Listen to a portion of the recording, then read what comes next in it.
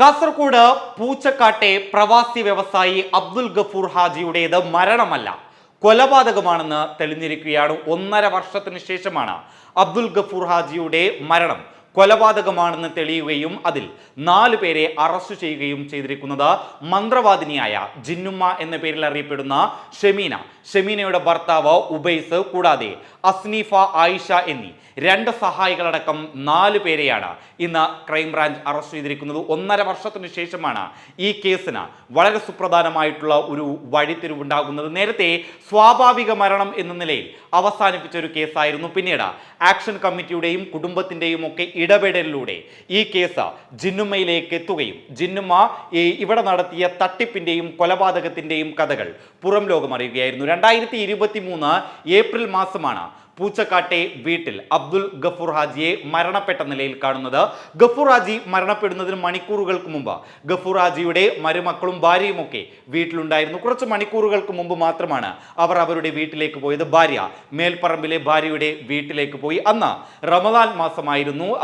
നോമ്പ് തുറക്കാൻ താൻ ഉണ്ടാവില്ല, പക്ഷേ പിറ്റേ ദിവസം അത്താഴം കഴിക്കാൻ ഞാൻ ഉണ്ടാവുമെന്നും മേൽപ്പറമ്പിലെ വീട്ടിലേക്ക് വരാമെന്നും അബ്ദുൽ ഗഫൂർ ഹാജി ഭാര്യയോട് പറഞ്ഞു. ഇതനുസരിച്ച് ഭാര്യ അത്താഴ സമയത്ത് ഗഫൂർ ഹാജിയെ ഫോണിൽ വിളിച്ചെങ്കിലും ബന്ധപ്പെടാൻ സാധിച്ചിരുന്നില്ല. പിറ്റേന്ന് ഗഫൂർ ഹാജിയെ ഫോണിൽ വിളിച്ച് കിട്ടാത്തതിനെ തുടർന്ന് അന്വേഷിച്ചപ്പോഴാണ് വീട്ടിൽ മരിച്ച നിലയിൽ ഗഫൂർ ഹാജിയെ കാണുന്നത്. എന്നാൽ ഗഫൂർ ഹാജി സ്ഥിരം കിടക്കുന്ന മുറിയിലല്ല ഗഫൂർ ഹാജിയുടെ മൃതദേഹം ഉണ്ടായിരുന്നത്, മറിച്ച് മറ്റൊരു മുറിയിലായിരുന്നു മൃതദേഹം ഉണ്ടായിരുന്നത്. എന്നാൽ ആദ്യഘട്ടത്തിൽ കുടുംബത്തിന് വലിയ രീതിയിലുള്ള സംശയങ്ങളൊന്നും തോന്നിയില്ല.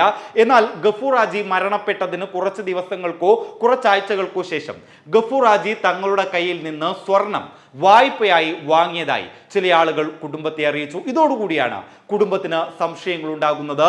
ഗൾഫിൽ നല്ല രീതിയിൽ ജീവിതം അല്ലെങ്കിൽ ഗൾഫിൽ ബിസിനസ് ഒക്കെ നടത്തി വരുന്ന ഗഫൂർ ഹാജിയുടെ കയ്യിൽ നല്ല രീതിയിൽ പണമുണ്ട്, പിന്നെ എന്തിനാണ് ഗഫൂർ ഹാജി സ്വർണം വായ്പക്കെടുത്തത് എന്നുള്ള ഒരു സംശയം കുടുംബത്തിനുണ്ടാകുന്നു. ഒരാൾ മാത്രമല്ല, പല ആളുകളും ഗഫൂർ ഹാജി തങ്ങളുടെ കയ്യിൽ നിന്ന് സ്വർണം വായ്പക്കെടുത്തതായി കുടുംബത്തോട് പറഞ്ഞതോടുകൂടിയാണ് കുടുംബത്തിന് സംശയം ഉണ്ടാകുന്നത്. ഈ സ്വർണം വീട്ടിൽ കണ്ടുകെട്ടാനും അല്ലെങ്കിൽ വീട്ടിലില്ലാത്തതായും കുടുംബത്തിനറിഞ്ഞു. ഇതോടുകൂടിയാണ് പോലീസിൽ പരാതിപ്പെടുകയും പിന്നീട് മൃതദേഹം ഖബർസ്ഥാൻ കുഴിച്ചെടുത്ത മൃതദേഹം പോസ്റ്റ്മോർട്ടം ചെയ്യുന്നതടക്കമുള്ള നടപടിക്രമങ്ങൾ ഉണ്ടാകുന്നത്. ഇതിനിടയിൽ ആക്ഷൻ കമ്മിറ്റി അടക്കം സജീവമായ ഇടപെടൽ നടക്കുകയും ആഭിചാരക്രിയകൾ നടത്തുന്ന ഒരു സംഘം ഇതിന് പിന്നിലുണ്ട് അല്ലെങ്കിൽ ജിന്നുമ്മ ഇതിന് പിന്നിലുണ്ട് എന്നുള്ള ആരോപണങ്ങൾ ആദ്യഘട്ടത്തിൽ തന്നെ സജീവമായിരുന്നു. ഇതോടുകൂടിയാണ് ക്രൈംബ്രാഞ്ച് ജിന്നുമ്മയെ കേന്ദ്രീകരിച്ചുകൊണ്ടുള്ള അന്വേഷണം നടത്തുന്നത്.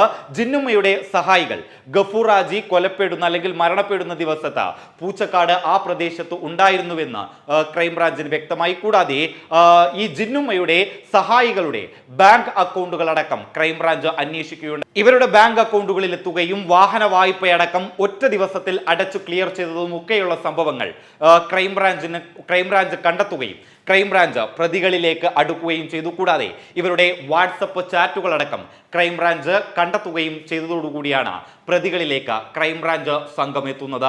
ആഭിചാരക്രിയകൾക്ക് വേണ്ടിയിട്ടാണ് അബ്ദുൽ ഗഫൂർ ഹാജിയെ ഇവർ സമീപിക്കുന്നത്. ഈ ജിന്നും അടങ്ങുന്ന ഈ സംഘത്തിന്റെ പ്രധാന ഇരകൾ എന്ന് പറയുന്നത് നാട്ടിലെ പണക്കാരായിട്ടുള്ള ആളുകളാണ്.